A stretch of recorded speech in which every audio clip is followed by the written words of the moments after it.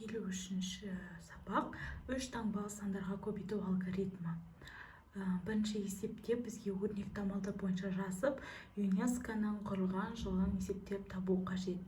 Бірінші көбейту амалын, одан соң көбейту, сосын алу амалдарын орындаймыз. Осы ретпен орындаған кезде 1945, яғни ЮНЕСКО 1945 жылы құрылды.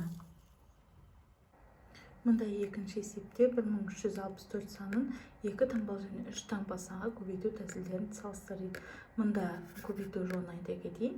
Бірінші 1-ді 4-ке, 6-ға, 3-ке, 1-ге көбейтіп шығамыз, 1364 шығады. Келесі 1-ді дәл солай осылай көбейтіп шығамыз, бірақ оны осы шыққан санның астына қарай жазамыз. Енді осыны қосқанда 4, 10, 1-і ойда, мына жерде 9 шығады, ойдағы мен 10, тағы 1-і ойда, 1-ге 3 қосқанда 4-ке ойдағы мен 5, 1-дің өзі түседі. Сонда 15004 шығады. Енді 1364-ді 211-ге көбейткенде, мына 3 санды жеке-жеке көбейтіп шығамыз, сонда бізде 3 нәтиже шығады. Мінекей. Осыларды қосқанда 287804 шығады. Үшінші есеп баған түрінде есептеу.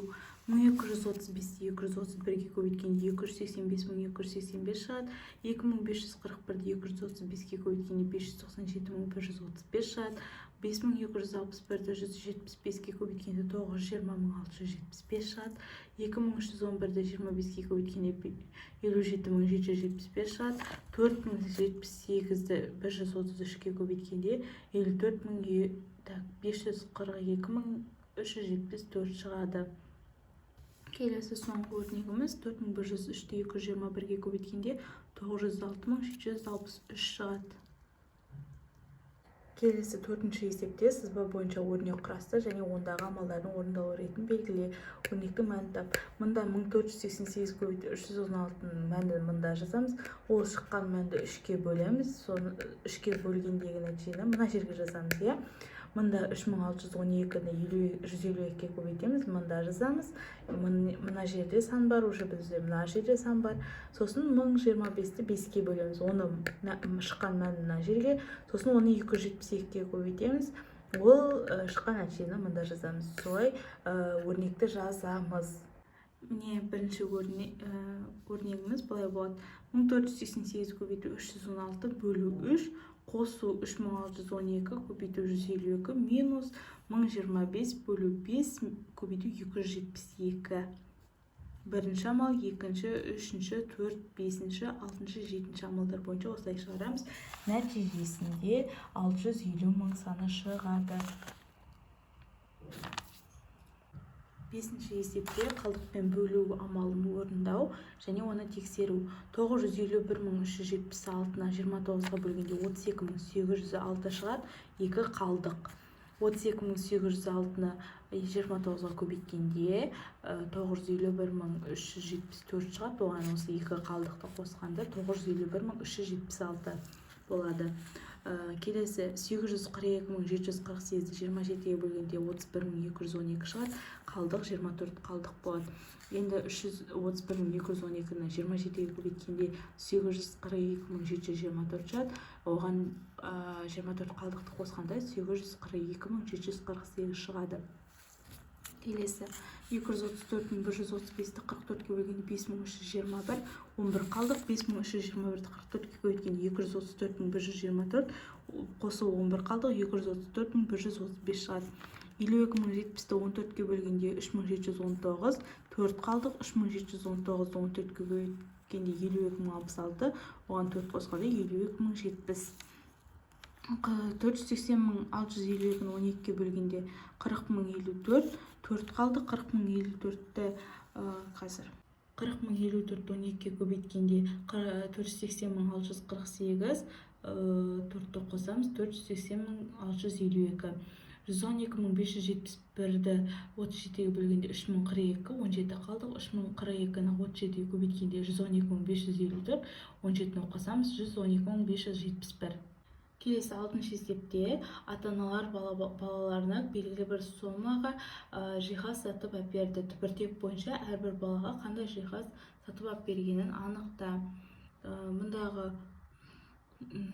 Так, 170 Алияға 172.732 бұл барлық шыққан саны. Ондағы 100.540 плюс 2070 тең 7122 қалады. 7122-ге ол бірдеңе сатып алған. Олар 20.033 теңгеге төсек, 50.089 теңгеге шифонер сатып алған. Арманға 45.033, 5-ті азайтқанда 40.033, бұл 40.033 бізде 20.033 пен 20.000-ның қосындысы. Яғни 20.000-ға жазу үстелін алса, 20.033-ке төсек алды. Серікке 115.540 барлығы, 100.540 плюс 10.000 теңге бұл жаңағыдай ақшасы. Осы 115.540-тан 100.540 пен 10.000-ның қосындысын азайтқанда 50.000, бұл 50.000 балалар креслосы. Айнаға 164.699 барлығы, ол жұмсақ нені алды? Жиһаз алған 100.540-қа.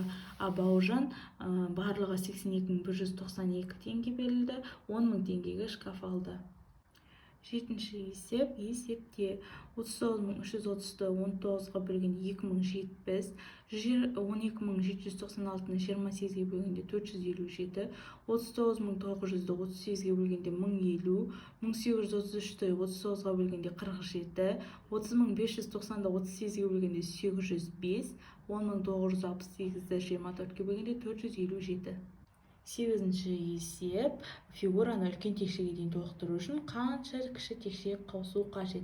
Суреттен көріп тұрғандарыңыздай, онда текшелер санын есептеп алдық. 64-тен 28 аламыз, сонда 36. Жауабы 36 кіші текше. 9-ші есеп. Тапсырманы орында. А нұсқасында периметрі 20 см, ауданы 24 см болатын тік төртбұрышсыз. Периметрінің формуласы 2 көбейту А қосу В, яғни 2 қабырғасының қосындысын 2 еселейміз. Сонда бізде А 6 см, В 4 см құрайды.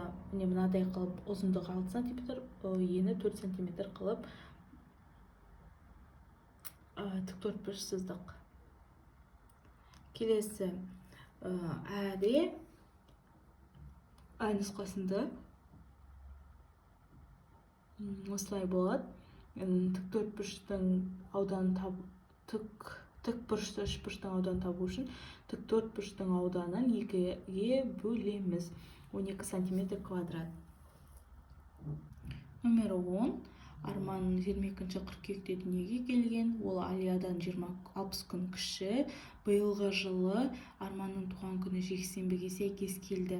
Алияның туған күні биылғы жылы аптаның қай күніне сәйкес келеді? Осылай шартын жазып аламыз. Шешуі 22-ші қыркүйектен 60 күнді азайтқанда 24-ші шілдеге келеді. Ол 60-ты 7-ге бөлеміз, 8, 4 қалдық.